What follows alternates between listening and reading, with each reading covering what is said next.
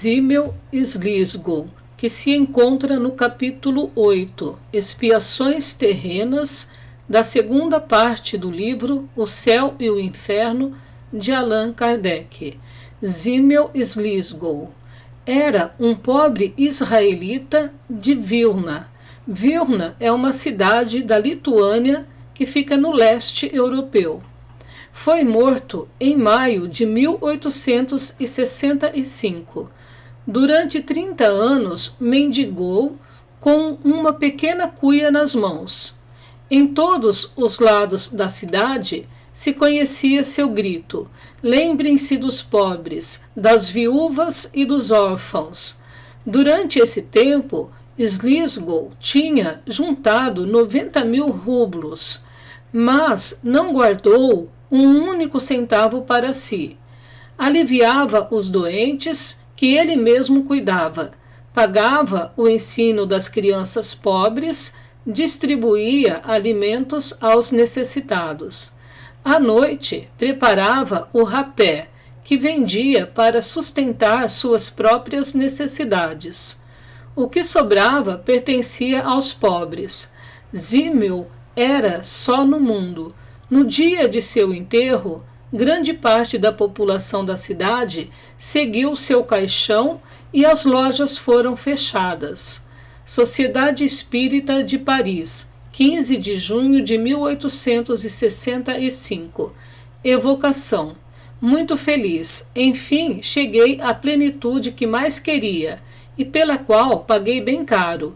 Estou aqui, entre vocês, desde o começo desta reunião.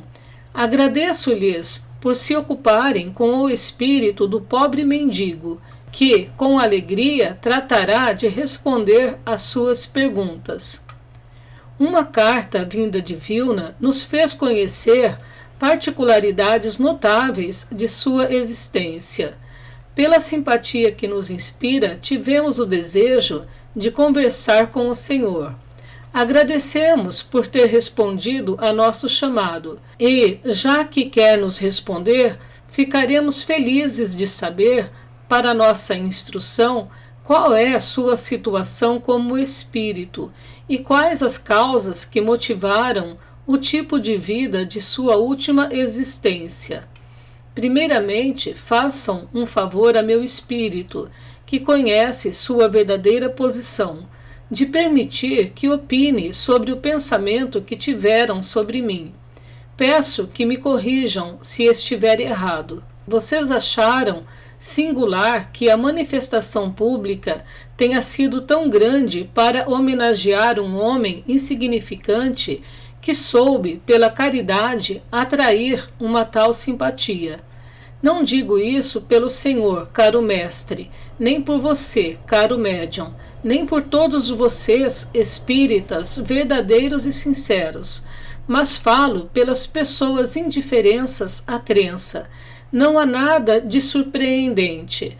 A força de pressão moral que a prática do bem exerce sobre a humanidade é tamanha que, por mais materialista que uma pessoa seja, sempre a admira.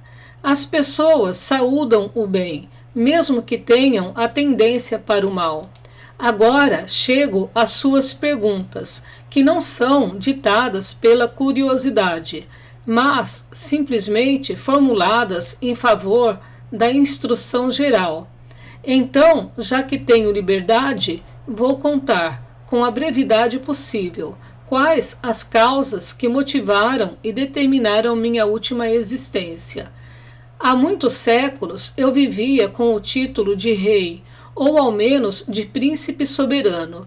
No círculo de meu poder, relativamente pequeno, perto de seus estados atuais, era o mestre absoluto do destino de meus súditos. Agia como um tirano, como um carrasco, de caráter impetuoso, violento, avaro e sensual.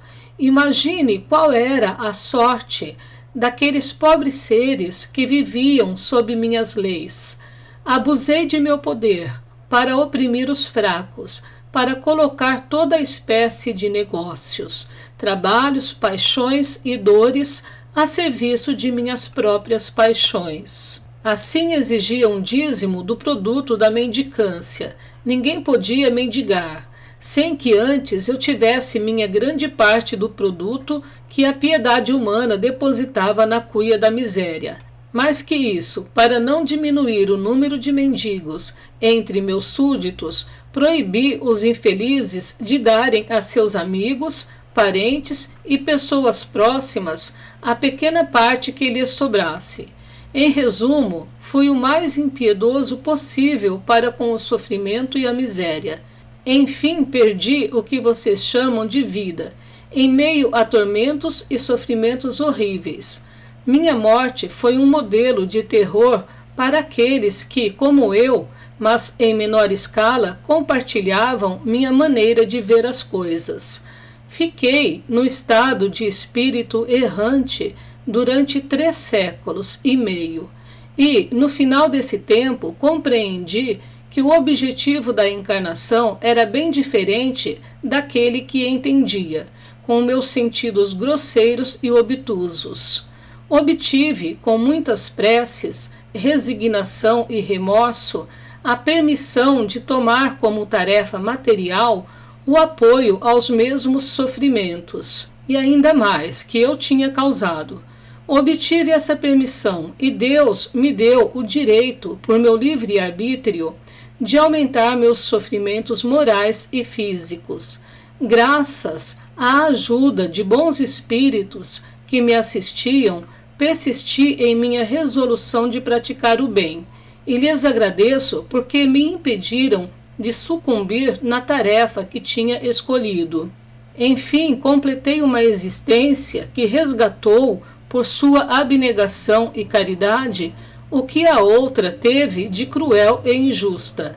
Nasci de pais pobres, fiquei órfão bem cedo e aprendi a bastar-me a mim mesmo, numa idade em que ainda era considerado incapaz. Vivi só, sem amor, sem afeições, e mesmo no começo de minha vida, sofri as brutalidades que tinha feito aos outros. Dizem que todo o dinheiro que recolhi foi usado para alívio de meus semelhantes. É verdade, e não posso acrescentar, sem ênfase nem orgulho, que, muitas vezes, por intermédio de grandes privações, consegui aumentar a soma que me permitia fazer a caridade pública. Desencarnei com calma, confiante no prêmio que tinha conseguido, pela reparação dos males que fiz em minha última existência, e estou recompensado muito mais do que secretamente esperava. Hoje estou feliz, muito feliz em poder dizer que qualquer um que se engrandece será rebaixado, e aquele que se humilha será engrandecido. Peço-lhe que nos diga como foi sua expiação no mundo dos espíritos, quanto tempo durou depois de seu desencarne até o momento em que seu destino foi aliviado pelo efeito do arrependimento e das boas resoluções que tomou. Diga-nos também o que provocou essa mudança em suas ideias no estado espiritual. Você me faz voltarem à memória lembranças muito dolorosas. Como sofri. Vocês querem saber a natureza de minha expiação. Ei-la com todo o seu horror. Carrasco, como já disse, de toda forma de bons sentimentos, fiquei muito tempo, mas muito tempo mesmo, preso por meu perispírito, a meu corpo em decomposição. Senti-me até a completa putrefação, roído pelos vermes, o que me fazia sofrer muito. Quando fiquei livre dos laços que me prendiam ao instrumento de meu suplício, sofri outro ainda mais cruel. Depois do sofrimento físico, veio o sofrimento moral, que durou muito mais tempo ainda do que o primeiro. Periodicamente, e por uma força maior que a minha, era levado a rever minhas ações culpadas. Via, física e moralmente, todas as dores que fiz as pessoas sofrerem. Oh, meus amigos, como é terrível ver constantemente aqueles a quem se fez o mal. Vocês têm um pequeno exemplo na situação de confronto entre o acusado e a vítima. Eis, em resumo, o que sofri durante 3 séculos e meio, até que Deus, tocado por minha dor e meu arrependimento, solicitado pelos guias que me assistiam, permitiu que eu tomasse a via de expiação que vocês conhecem. Um motivo particular o fez escolher sua última existência na religião israelita. Não escolhi, mas aceitei o conselho de meus guias. A religião israelita acrescentava uma humilhação a mais à minha vida de expiação, porque, sobretudo em alguns países, a maioria dos encarnados despreza os israelitas e principalmente os judeus mendigos. Em sua última existência, com que idade começou a pôr em prática as resoluções que tinha tomado? Como lhe veio este pensamento? Enquanto exercia a caridade com tanta abnegação, tinha alguma intuição sobre a causa que o impulsionava? Nasci de pais pobres, mas inteligentes e avaros. Ainda jovem, perdi a afeição e o carinho de minha mãe. Senti com sua perda uma tristeza muito mais forte, à medida que meu pai, dominado pela paixão do lucro, me abandonava completamente. Meus irmãos, todos mais velhos que eu, não pareciam perceber meus sofrimentos. Outro judeu, movido mais pelo egoísmo do que pela caridade, me recolheu e me ensinou a trabalhar. Recuperou muito mais com o produto de meus trabalhos, que inúmeras vezes eram muito maiores que minhas forças, do que tudo que devo ter-lhe custado. Mais tarde, me libertei desse jugo e comecei a trabalhar para mim mesmo. Contudo, em toda parte, trabalhando ou descansando, era perseguido pela lembrança do carinho de minha mãe.